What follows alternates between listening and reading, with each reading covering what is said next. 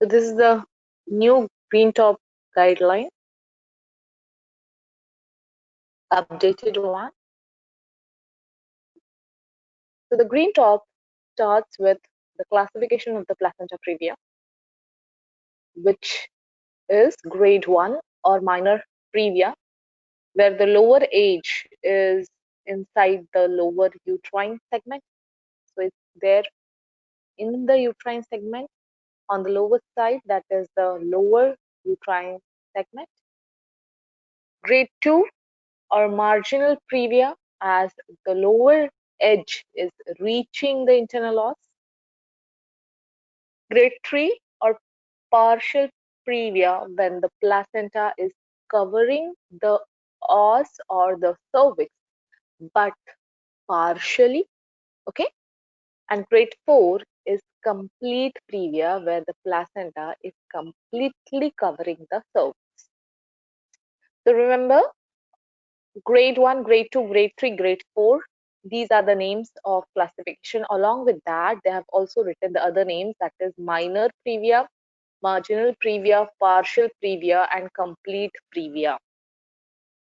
Okay, so grade 1 and grade 2 are also often defined as minor, and grade 3 and 4 are referred to as major placenta previa. So let's see how they look.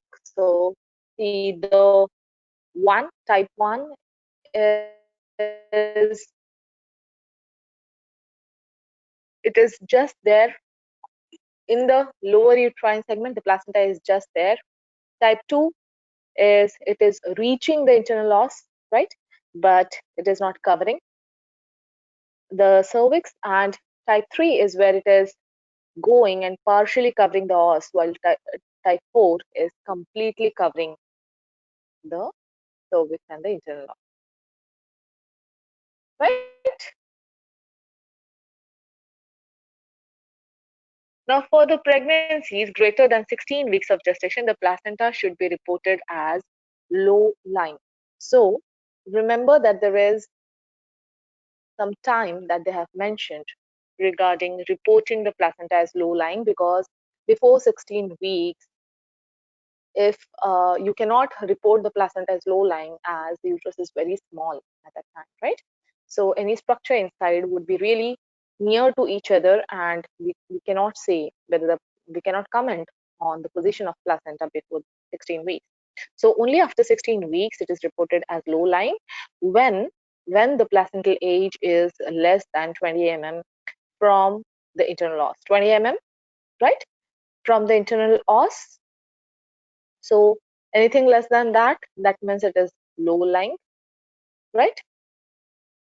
And as normal, when the placental age is 20 mm or more from the internal os on PAS or TBS. And whenever the placental edge is more than 20 mm, it is normal placental position, right? So it is not a low-lying placenta.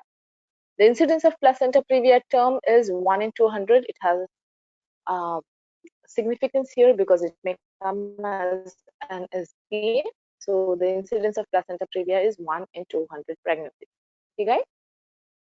Going ahead to placenta accreta. Depending on the depth of the villus tissue invasiveness, the placenta accreta is divided into creta, adherenta, increta, percreta. So let's see what they are. So the modern pathologists have divided them into creta and adherenta, where the villi adheres superficially to the myometrium without interposing the deciduum. So when it doesn't get into the deciduum, it's just there superficially going into the myometrium. Okay, so it's just adhering there. Then it is creta or adherenta. Increta is when the villi are penetrating deeply into the uterine myometrium down till the serosa, and percreta is when it is perforating through the entire uterine wall and may invade the surrounding pelvic organ, right? So creta, adherenta is just very superficial, right? Increta is going through the myometrium up to the serosa. Percreta is even invading the, perforating the serosa and going out to the other organs also, that is percreta. Now, the diagnostic difficulties will probably explain the wide variation in the reported prevalence. So we don't know, we cannot tell which one is Accreta or Perpreta or Previa. So because of the difference in the diagnostic investigations, sometimes also the availability of the resources, all these things make difficulty in addressing something as Accreta beforehand. So that is why they have said that the prevalence is ranging. There's a wide range here from 1 in 300 to 1 in 2000. What are the risk factors for women with placenta previa or low-lying placenta? They've said that anyone who has had a cesarean delivery previously, of course, has got more chance of having the placenta attached there and having previa, right? Again, the risk increases as the number of the previous cesarean sections increases. So remember that also. So if there is previous 3 LSCs, previous 2 LSCs, so of course the risk is more. Then any patient who has undergone artificial reproductive technique or IVF or even maternal smoking has increased the risk of placenta previa. So remember these things. And there's another line that has been written about the maternal age. They have said that if the maternal age is more, then there is a slight increased risk of placenta previa. Then should we screen the women for placenta previa or low-lying placenta? If so, at what gestation and with what follow-up? They've said that whenever you do a mid-pregnancy routine fetal anomaly scan, so the fetal anomaly scan that we generally do between 18 to 21 weeks, right? So in that, you should see for the placental localization, and that will identify the women who are at risk of having persistent placenta previa or a low-lying placenta. So the term placenta previa should be used when the placenta is lying directly over the internal os, right? So remember that classification again. For the pregnancies at more than 16 weeks, the term low-lying placenta has been used whenever the placental age is less than 20 mm from the internal os, right? Or previa at the routine, if the placenta is thought to be low-lying or previa. So if you know that when to call it low-lying is when it is less than 20 mm from the internal os, or previa when it is covering the internal os. So if it is like that, then in that case, you need to follow these patients. You just cannot leave them, and you need to follow them by doing an ultrasound scan at 32 weeks. Okay. So remember, they have said ultrasound scan including a TVS. We'll see which one is better in the next slide. Okay. So whenever you find that the patient is having a low-lying placenta or placenta previa, then you repeat the scan at 32 weeks again. So after 32 weeks of gestation, most of the times it's seen that around 50% of these patients will not have placenta previa. Basically, the placenta will move upwards and the placenta previa will resolve by itself in 50%. Okay, but uh, sometimes, so what they have said is that after 32 weeks, in around 50%, the remaining placenta previa will resolve with no further changes after 36 weeks. So it has been seen that we know that the uterus grows and the placenta position changes, right? So most of the times after 36 weeks, there is no further change in the placenta position. So the time of confirmatory ultrasound in third trimester has varied between 30 to 36 weeks of gestation depending on the extent of the placenta previa on the internal os. Of course, we know that some like a major placenta previa where we know that is completely covering the internal os, there is a very less chance that it will now change the position, right? So we can find out when to do the confirmatory scan. So if we find that at 32 weeks it is completely covering the internal os, we can confirmly say that it is placenta previa, because there is very less chance by that at 36 weeks it will not be a placenta previa, right? So that's why they have said that the confirmatory ultrasound examination has varied between 30 to 36 weeks depending upon how much it is near to the os. So what is the role and what are the risks of TVS? Now, it has been said that TVS for the diagnosis of Praevia or low-lying placenta is superior, okay? Because we can see it. TVS, of course, gives a better visualization of the placenta when it is placenta Praevia specifically, whether it is lying on the os or how much away from the os it is, right? So, of course, it is superior to the transabdominal and the transperineal approaches, and it is also safe. In women with persistent low-lying placenta and placenta Praevia 32 weeks of gestation who remain asymptomatic, an additional TVS is recommended at around 36 weeks. So when you find that at 32 weeks, the patient is still having low-lying placenta or a placenta Praevia is there at 32 weeks again, but the patient is now asymptomatic, doesn't have any symptoms, you need to repeat the TVS at 36 weeks to discuss about the mode of delivery. So at 36 weeks, again, we can just confirm that it's there, right? And at the same time, it can also give us uh, an exposure to the patient to discuss about the mode of delivery. Remember, the cervical length measurement may help facilitate management decisions in asymptomatic women with placenta Praevia, right? So a short cervical length on TVS before 34 weeks will increase the risk of preterm emergency delivery and massive hemorrhage at cesarean section. Okay, so even the cervical length will be useful to find out how the delivery would be. Would there be would it be a preterm delivery? Would it be are there any chances of hemorrhage at pregnancy? So remember that even cervical length plays an important role there. So TVS is superior. Okay, TVS will reclassify around 26 to 60% of the placenta diagnosed as low-lying at the routine fetal anomaly scan. Okay, so TVS is going to reclassify around 26 to 60%. So that is a huge number. Overall, TVS has high accuracy. So remember this, it has got high accuracy. The positive predictive value of TVS is 93.3 and the negative predictive value is 97.6, right? And the false negative rate. Okay, the false negative rate is 2.33. So it is very highly accurate.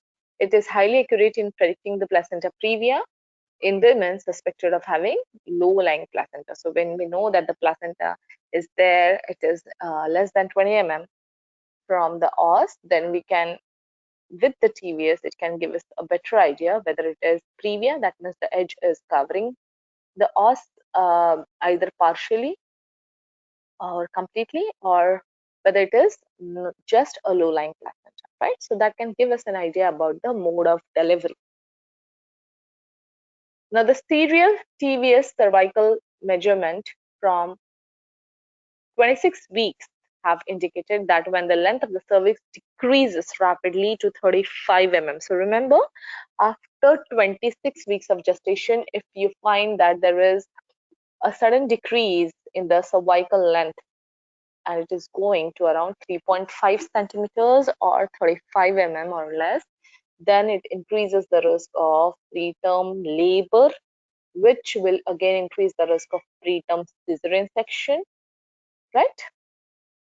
And it will also we may also see that there can be massive hemorrhage in these patients, right? Because the placenta is low-lying or there is placenta Praevia, right? So remember this thing also.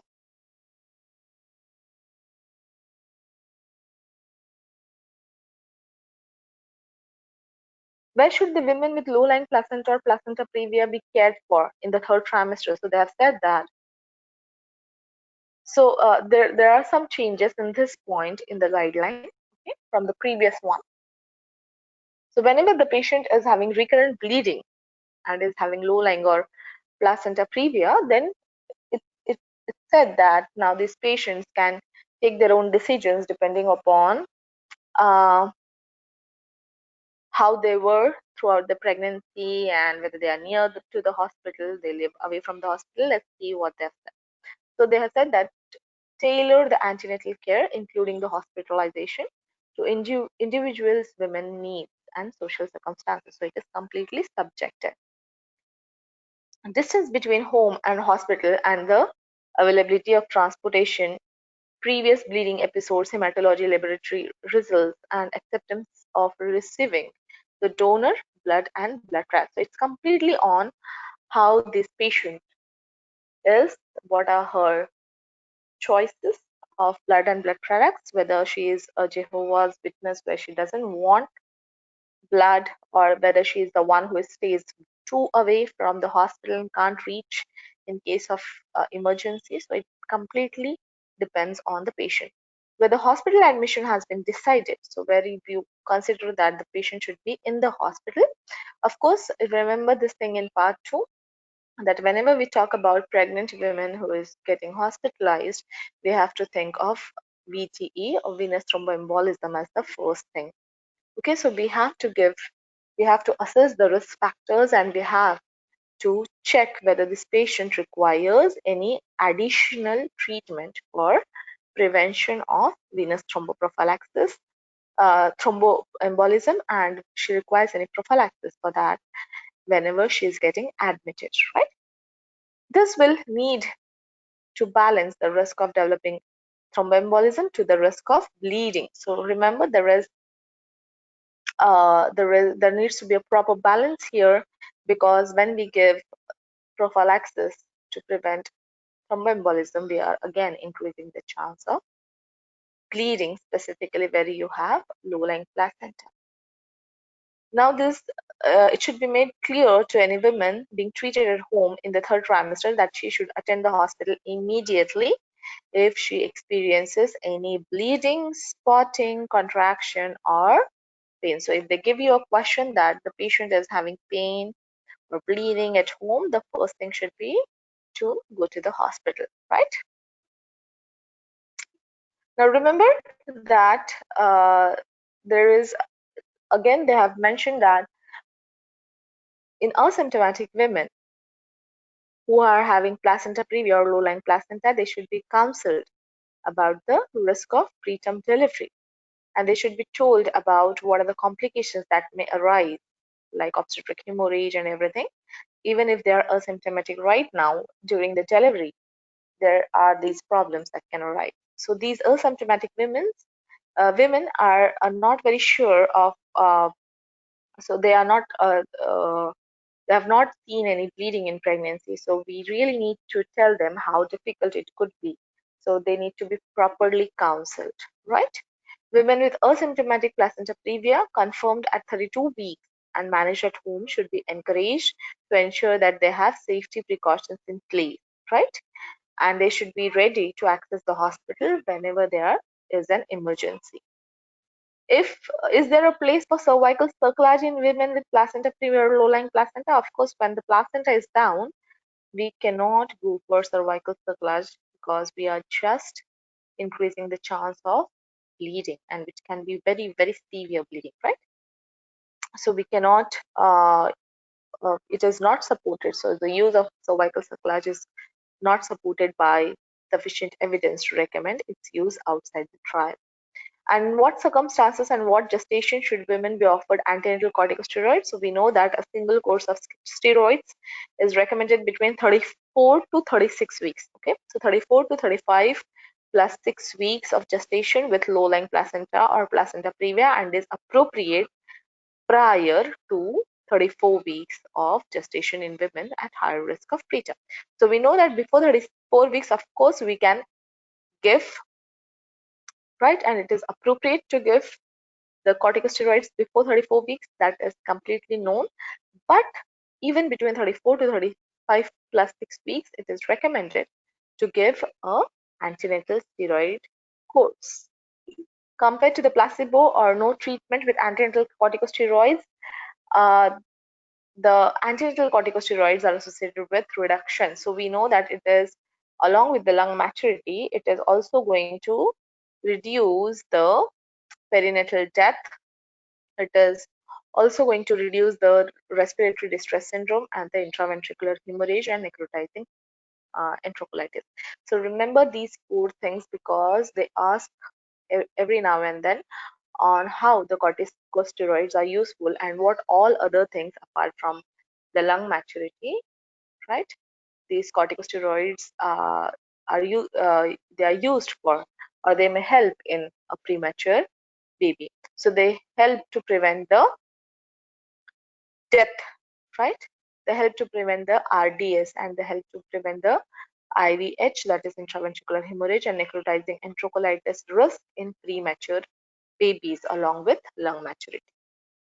So is there a place for tocolysis in women presenting with symptomatic low-lying placenta who are suspected in preterm? So whether we are going to give tocolysis to these patients? So tocolysis can be given to this patient who are having symptomatic placenta previa or low lying. Of course, it shouldn't be something which is affecting the mother's health or which is very severe bleeding. Okay, so but we know that this patient is having previa and she's in preterm labor and having slight pain, and we can confirm that it is a labor pain, right? So there we can give tocolysis for 48 hours to facilitate the administration of antenatal corticosteroids, right? So because we don't want to mess up with the baby, premature baby, so we can give tocolysis for 48 hours in this patient, right? So of course this patient shouldn't have, as I said, shouldn't have too much of massive bleeding or shouldn't have any factor which uh, if we give tocolysis and prolong the delivery, is going to affect the health of the women, right? Or endanger the life of the women, right? So if the delivery is indicated based on the maternal fetal concern, then the tocolysis shouldn't be used, right? At what gestation should the planned delivery occur? So it should be at the tip of your mouth on when to deliver these patients specifically. These patients who have got any maternal medicine condition, any medical condition like, say for example, patients who have got bleeding disorders, or for example, patients who have got epilepsy, right? So all these patients, you should know when to deliver these patients. So remember here that late preterm delivery should be considered for women presenting with previa or low-lying and a history of vaginal bleeding and other associated factors for preterm delivery. Delivery timing should be tailored according to the antenatal symptoms for women presenting with uncomplicated placenta previa, and the delivery should be considered between 36 to 37 weeks of gestation. So remember this, it should be at the tip of your tongue in the exam. Shouldn't be any confusion here. So, okay. So uncomplicated, we are going to deliver between 36 to 37 weeks of gestation. In what situations is vaginal delivery appropriate for women with low-lying placenta?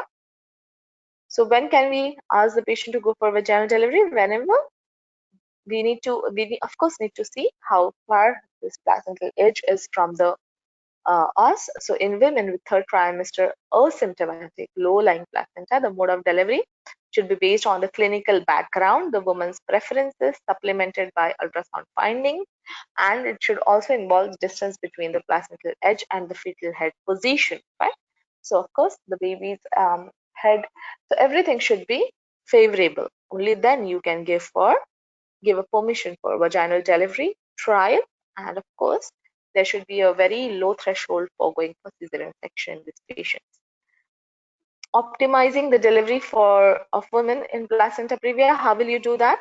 Remember that prior to the delivery, all the women with placenta previa and their partners should be discussed with regarding the delivery. So every time there should be a proper discussion on when and how are you going to deliver this patient. So you should also ask these patients because they're at a very high risk of having bleeding in delivery. So there is a chance that they may require blood and blood products, and whether they have any reservations for that. So if they have, it should be documented. Remember that they carry a massive risk of obstetric hemorrhage and hysterectomy. So even all these complications needs to be discussed with them while taking their consent and discussing the mode of delivery with them at 36 weeks. Delivery should be arranged in a maternity unit with on-site blood transfusion services, and there should be a access to critical care.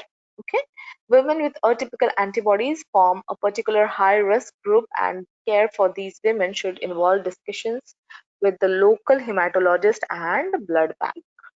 Okay, so you should keep everything ready for these patients beforehand, and remember that if there is anemia, it should be treated. Delivery of these women with placenta previa or low-lying placenta. So for this, they have said that what grade of obstetrician anesthetic should be used. So remember that there is a minimum requirement of for planned cesarean section. In that cases, the basic, uh, mm, uh, though it is a basic surgery, the surgery which everybody knows, specifically here there should be an experienced operator who should be present here, because there should be a senior obstetrician, there should be a senior anesthetist. uh, all of them should be present within the delivery, or they should be there at least, or in the theater, so there should when the surgery is occurring. Okay, so all the senior anesthetists as well as obstetrician should be available, and when the emergency arises, they should be alerted and they should attend the section immediately if they are not around. So remember that in cases of elective cesarean section, all the seniors should be available, and whenever in emergency, if uh, there is any emergency that arises or the patient attends in emergency hours at night when the seniors are not around, they should be summoned if there is any emergency. Okay, so this is important to know, because you may have questions in EMQ where they can ask you logical questions wherein the patient comes out of duty hours like at night, and then you have severe hemorrhage in them. So you of course need to call in your seniors. What anesthetic procedure is most appropriate for women for having a cesarean section? So remember that regional anesthesia is safe, right? And it is associated with lower risk of hemorrhage than general anesthesia. So, but remember that whenever we need to uh, expedite the delivery, or you feel that there is any distress, right?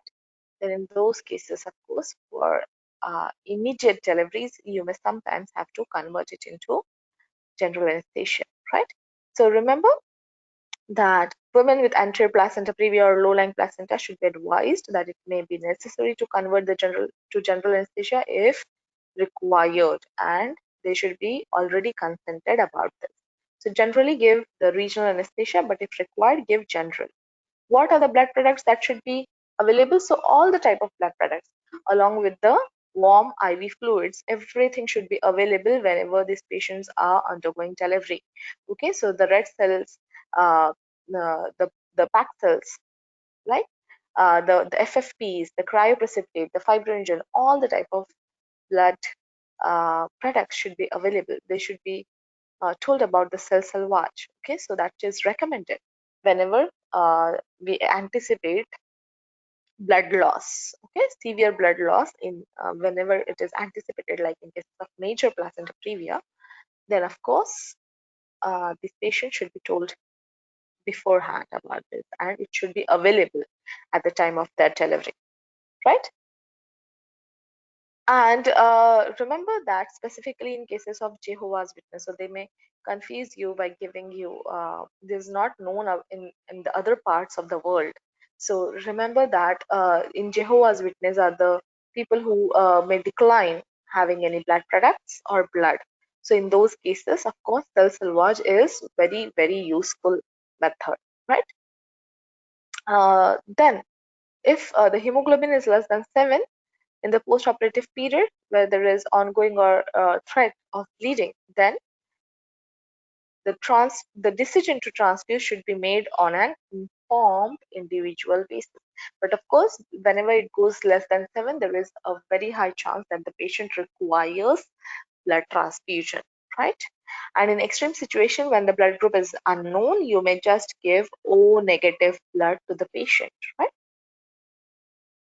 What are the surgical approaches that should be used for women with placenta previa? So remember that, see, this patient is having placenta previa, so the placenta is down there, and what are the different methods of approaching the LSCS here? So they have said that vertical skin or uterine incisions when the fetus is in the transverse line to avoid the placenta, and particularly below 28 weeks of gestation. So we know that in cases of hysterotomy, right, whenever the babies are less than 28 weeks specifically, there's a more chance that we may cut through the placenta, right? So try to take a vertical skin incision or a vertical uterine incision. Consider using preoperative or intraoperative ultrasonography beforehand. So before you take the patient for section, do a scan before, okay? Remember this thing, to determine the placental location and the optimal place for uterine incision, right? So you may consider this thing if you are not very sure of the placental location. If the placenta is transected and during the uterine incision, if it happens that you go through the placenta, immediately clamp the umbilical cord after the delivery to avoid the excessive fetal blood loss, right? And if the pharmacological measures fail to control the hemorrhage, then you may use intrauterine tamponade, you may use other hemostatic techniques to prevent the bleeding. Okay, you may also use interventional radiology to prevent the or to stop the bleeding, right?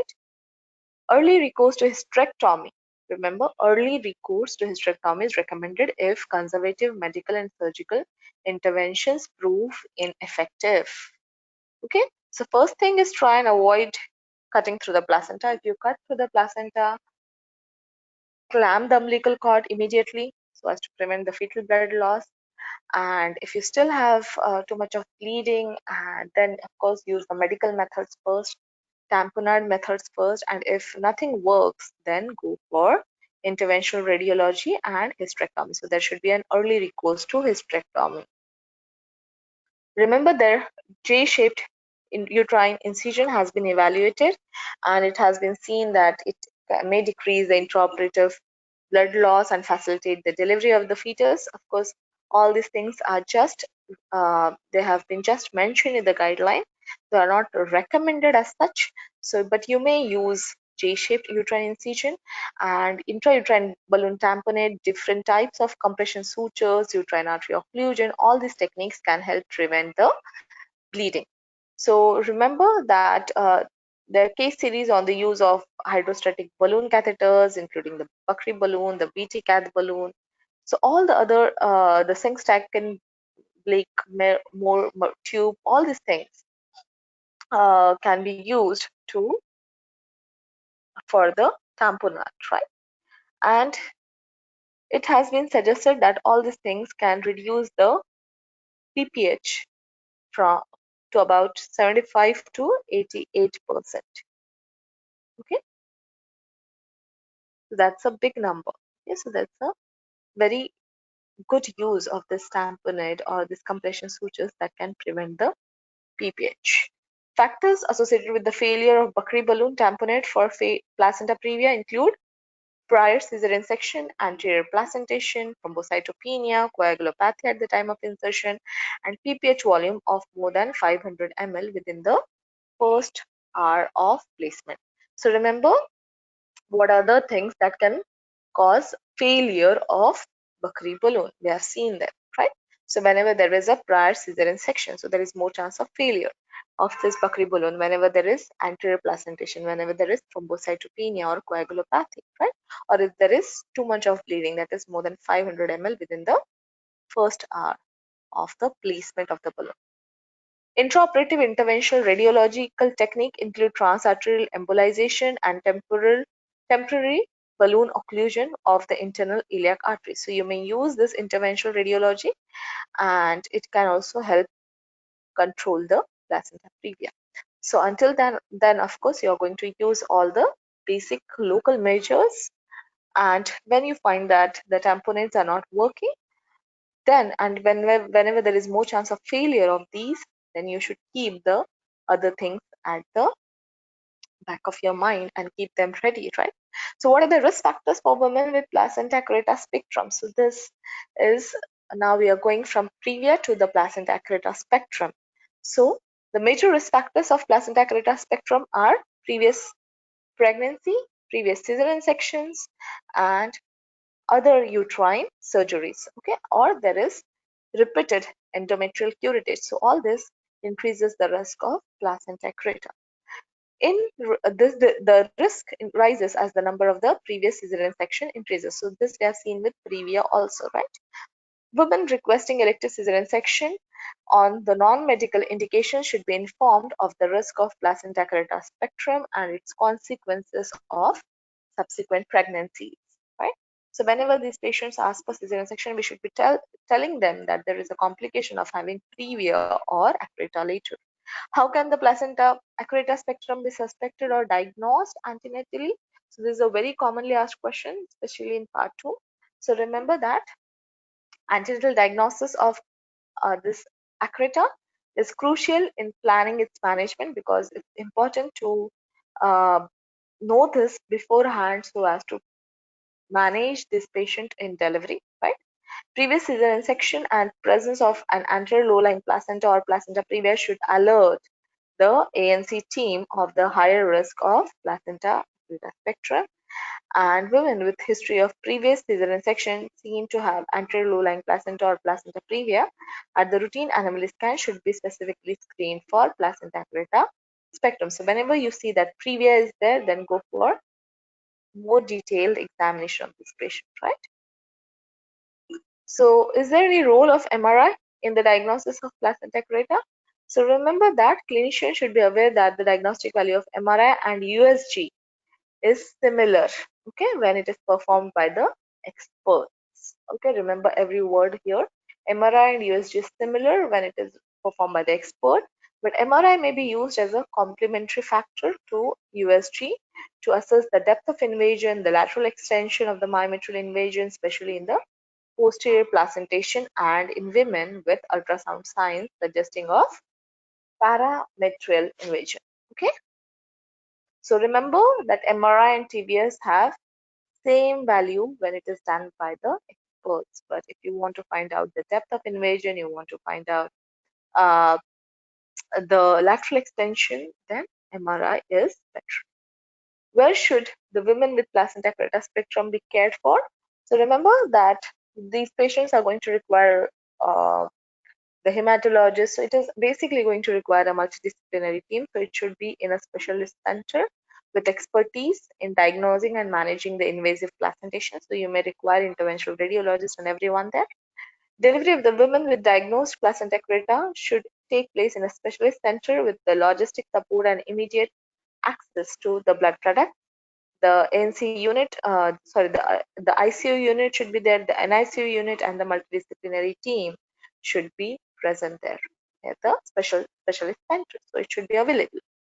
Then remember when to deliver the patient of placenta accreta spectrum. So remember that for uncomplicated placenta previa, it was 36 to 37 weeks. Now for placenta accreta spectrum, it is 35 to 36 plus 6 weeks, right?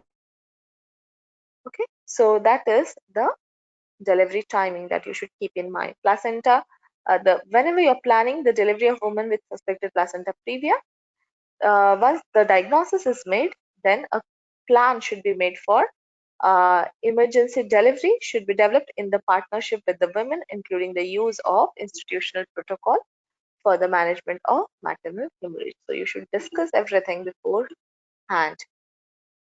What should be included in the consent form for cesarean section women with placenta accreta spectrum? So what all things should be told to her? That it should be told that if there is a risk of massive obstetric hemorrhage, there is a risk of urinary tract damage, there is a risk of having blood transfusion, and hysterectomy.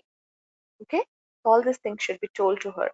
Additional possible interventions may be required. There may be a chance of having cell salvage, or she may even require interventional radiology. So all these things should be mentioned beforehand. And what are the healthcare professionals? So remember that there are 6 elements. So there is a care bundle that they have mentioned about in the placenta accreta spectrum. So remember about this care bundle. Okay, it's very, very, very important to remember this. Okay, so the 6 elements considered to be reflective of good care are the consultant obstetrician planning and directly supervising the delivery, the consultant anesthetic who is taking care of the anesthesia, blood and blood products should be available, the multidisciplinary team should be involved in pre-operative planning, and whenever you're discussing the and taking consent, include the possible interventions. All the interventions should be already discussed with the patient, and there should be availability of level 2 critical bed. Remember that. So the critical care bed should also be available. So these are the 6 elements of the placental accreta bundle care. What anesthetic is most appropriate? So here remember that the choice of anesthetic technique completely depends on the anesthetist who wants to take care of the patient in the delivery. And the woman should be informed that the surgical procedure can be performed safely with regional anesthesia, but should be advised that it may be required to convert it into general anesthesia if required, of course. What surgical approach should be used for women with placenta accreta spectrum? So these patients should be told about cesarean section hysterectomy because uh, there is a very high chance that we may not be able to remove the whole of the placenta. So there is a chance that hysterectomy can be done with placenta leaving left in situ, and that is preferable to attempting to separate the placenta from the uterine wall. Okay. So when the extent of the placenta accreta is limited in depth and surface area, then the entire implantation area is accessed and visualized, and the uterus preserving surgery may be appropriate, including the partial myometrial resection. So when you find that you can remove some part of the placenta, then you may do the reservation, you may reserve the uterus, right? Or preserve the uterus, but remember that you have to, there is a very high chance that some part of the placenta will remain inside and may cause sepsis. Okay, so you need to keep an eye on that. Uterus preserving surgical techniques should only be attempted by the surgeons working in team with appropriate expertise to manage such cases, right? And there should be there is now basically currently there is insufficient data to recommend the routine use of ureteric stent in the placenta accreta spectrum, but the use of stents may have a role in when the urinary bladder is invaded by the placental tissue. This was to prevent the prevent get going into the lower urinary tract or causing any injury there. Okay. Then the triple P procedure. Triple P procedure is involving the delivery of the fetus via the transverse uterine incision above the upper border of the placenta. Myometrial excision and reconstruction of the uterine wall reduces the rate of hysterectomy, PPH, and duration of hospital stay. Okay, so remember what is this triple P procedure? There is perioperative placental localization is to be done. Then there is pelvic devascularization, and then there is placental non-separation. Okay, so all these things is a triple P procedure. Okay. The incidence of post-operative complications of the triple P procedure depends on the comorbidities and in particular the placental position and the depth of the villus invasion. Successful use of the compression sutures on using the cervix as a natural tamponade by inverting it into the uterine cavity and suturing the anterior or the posterior cervical lips into the anterior posterior walls of the lower uterine segment. So even all these methods can be used to reduce the PPH. Also, the peripartum surgical techniques used in placenta accreta spectrum has found that methotrexate and the preserving surgical techniques are associated with 15% unintentional urinary tract injury rate as opposed to 57% for standard hysterectomy. Okay, so and that use of ureteric stents also reduces the urologic injury. Okay, so Remember that methotrexate and uterus preserving surgery reduces the urinary tract injury, of course. Obstetric hysterectomy can cause a lot of damage, of course, to the urinary tract if it is specifically done by less expertise patient doctor. And uh, ureteric stents or catheters are more commonly used preoperatively. Okay, so what are the surgical approaches that should be used? So remember these four things, they are very important to remember in percreta patients. So there is a limited evidence to support the uterus preserving in placenta percreta because it is going invading throughout the uterus, but so that is why you cannot go for preserving surgeries. But of course, remember all these four approaches that you can tell the patient who is having placenta percreta. So tell them about the primary hysterectomy following the delivery of the fetus without attempting any separation. So go directly for the hysterectomy. That is one thing. Second is delivery of the fetus, avoiding the placenta with the repair of the incision, leaving the placenta in situ. Second is right, uh, delivery of the fetus, just the fetus and keeping everything inside. With the repair of the incision, leaving the placenta in situ. Then the third thing is delivery of the fetus without disturbing the placenta, followed by the partial excision of the uterine wall and the repair of the uterus. And the fourth one is delivery of the fetus without disturbing the placenta and leaving it in situ, and then followed by secondary hysterectomy 3 to 7 days following the primary procedure. So all these four things can be done for these patients who have this placenta percreta. Now, about the expectant management, whenever we are leaving the placenta in situ, remember that elective peripartum hysterectomy may be unacceptable to some women who want to preserve the uterus, right? So, in such cases, whenever we keep the placenta in situ, there are many things that we need to keep on looking for. So, whenever it is like that, local arrangement should be there to ensure the regular review. There should be ultrasound examination and access to emergency care. Whenever the patient has got any bleeding, we need to keep an eye on any infection if it's there. Methotrexate adjuvant therapy should not be used for expectant management as it is unproven benefit and has significant adverse effects. So remember, it is not given in expectant management. Whenever the placenta is there inside, doesn't mean that you need to give methotrexate. So, conservative management in placenta accreta spectrum, including in cases of placenta increta and percreta, is an option for women who desire to preserve their fertility.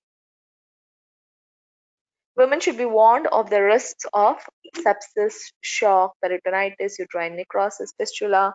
Adjacent organs may be injured, and pulmonary edema, acute renal failure, DVT, pulmonary embolism, all these things can occur.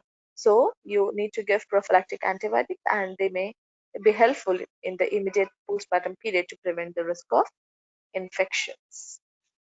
Right? Now, when the interventional radiology is indicated, whenever the basic measures don't help in preventing the hemorrhage, right? And whenever the woman is diagnosed with placenta accreta spectrum, she declines any donor blood transfusion. It should be cared for in the unit with who is having interventional radiology service so as to take care of the hemorrhage at the earliest. How are women with undiagnosed or unsuspected placenta accreta spectrum best managed at delivery?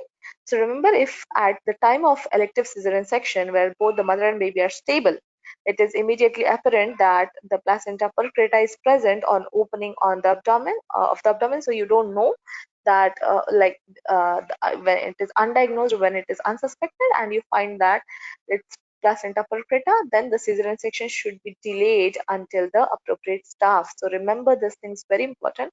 The cesarean section should be delayed until the appropriate staff and the resources have been assembled and adequate blood products are available. This may involve closure of the maternal abdomen and urgent transfer to the specialist unit. So if you don't have the particular staff there and you find that the mother is having percreta, you just have to close the abdomen and send the patient directly to the specialist unit immediately. In case of unsuspected placenta accreta spectrum diagnosed after the birth of baby, now after the delivery is already done and now you're seeing that it is placenta is accreta and now it's not it's very adherent and not moving out. So then in those cases, the placenta should be left in situ and emergency hysterectomy should be performed. Okay, so this is the chart that's given at the end in the algorithm, mentioning the same things that we have just seen. Okay, so I hope that this was a quick revision and we have discussed only the important points, the points that you should remember at any point of time in this guideline. So this is a very, very, very important guideline, guys.